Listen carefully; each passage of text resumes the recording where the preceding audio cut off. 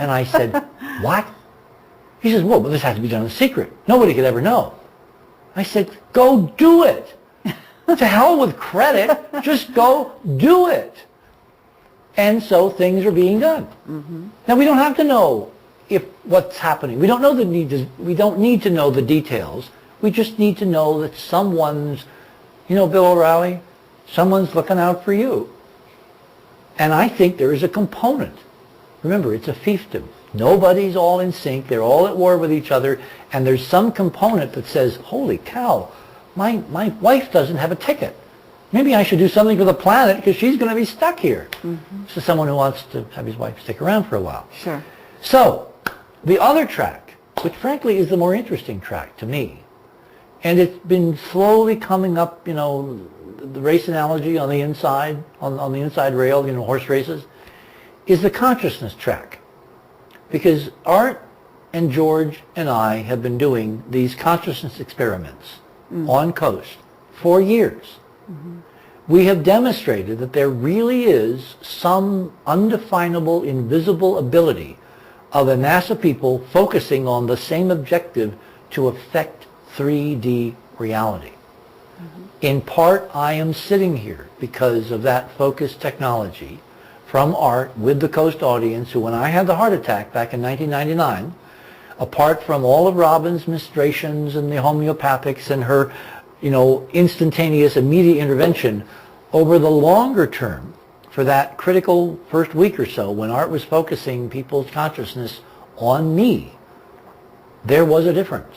I really believe that intervention in that critical first few days really was critical in getting me over that crisis, and then Robin's long-term, supplements and all the other things that she had me doing, and I was eating 10,000 pills per day, that all of that ultimately wound up with me having not one problem, sitting here in perfect health 10 years after that event.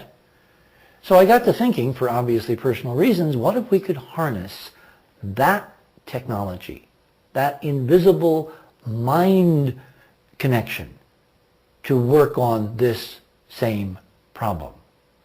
And so we've been discussing quietly with George how we would set up some more controlled experiments, and there was one recently where I forget who it was who wanted to do something and had put up a countdown clock, and George had his audience focus on it, and sure enough, the Princeton eggs, these random number generators that have been set up under the Consciousness Project at Princeton University, actually showed an effect.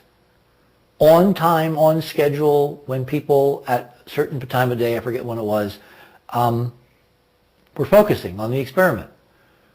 Suppose we were to lay out in some large media format, in theater, on television, specials, whatever. This is the problem as we've determined it. These are the windows of vulnerability where intervention would be useful. And then we give people simply the database that this has worked over here. It can also work over there. Mm-hmm. And what we do is in the process, we democratically empower ordinary folks, in quotes, all over the world to collectively put aside their isms, their differences, their my God is bigger than your God nonsense, and we focus together as a collective human family to solve potentially the greatest problem in the history of the human family in this iteration of the world. And suppose it worked. That's our challenge. And that's why I'm doing what I do. That's why I wrote the book. And that's why I'm hoping you're enjoying what you're hearing on this program. Okay, well that's very impressive. So you're taking, in a sense, Ingo Swann was able to affect with his mind this thing under, with the help of SRI and Hal Puthoff. Yeah, the so-called magnetometer experiment. Exactly. Yeah, he actually fiddled with it and confused the hell out of them. And they said, it was supposed to be absolutely, you couldn't do it. But see, it's torsion. It's all about torsion waves. The Soviets, the Russians, back when they were the Soviets, have 50 years of a database of this is a real physics, which again has been suppressed in the Western world. So what I'm trying to do is I'm trying to bring these two cultures together. I mean, isn't it interesting that we had so much positive response to our Washington, D.C. National Press Club press conference. We had 4 Russian networks show up. We had a Russian network show up in this living room and sit here with me in the screen showing some of this stuff, which is going to be beamed on NTV, which is the largest commercial Russian television network, to 120 million Russians in the next few days. If we can build bridges between two cultures that have a database that shows this is real science, this is real physics, this cannot be suppressed, provided ordinary folks forget the authorities who have been lying to them, and they listen to the folks that are trying to get them to see elements of the truth. And then, of course, they have to do their own homework. Because you can't sit and listen to me and believe me. You can't. You should not. But you have the net. You have Google. Google is your friend. Everybody say after me, Google is my friend. You can now cross-correlate from so many sources that you will get a gestalt that most of what I'm telling you is in fact verifiable and therefore real. And if that's true, you can't sit there on the couch watching television any longer. You've got to go out and do something, because 2012 is coming. Okay. Thank you very much, Richard Hoagland. This has been really fabulous. Camelot thanks you, and we hope to return to interview you and Farrell and continue the story. And I have a story.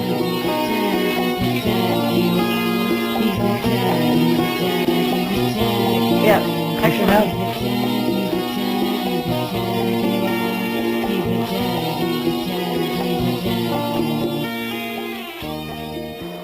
One of the problems of publishing a book like Dark Mission is credibility.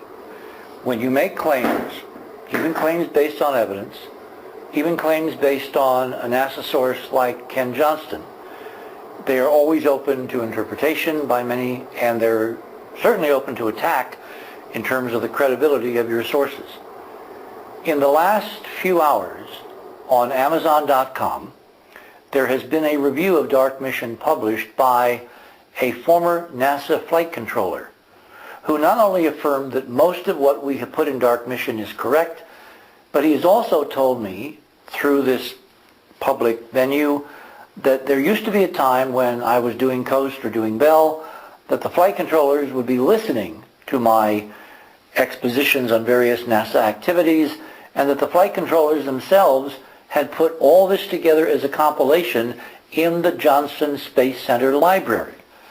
And then, after a period of time, probably 10 years ago, that tape disappeared.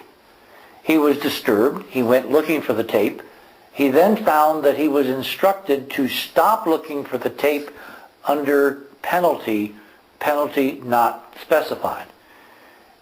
James Oberg, who is NASA's current defender and who has been attacking Ken Johnston viciously, wrote a response on Amazon claiming that this person was making unsubstantiated claims, that he in fact was blowing smoke.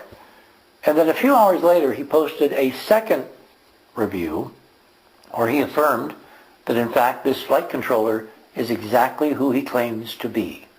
Something is changing.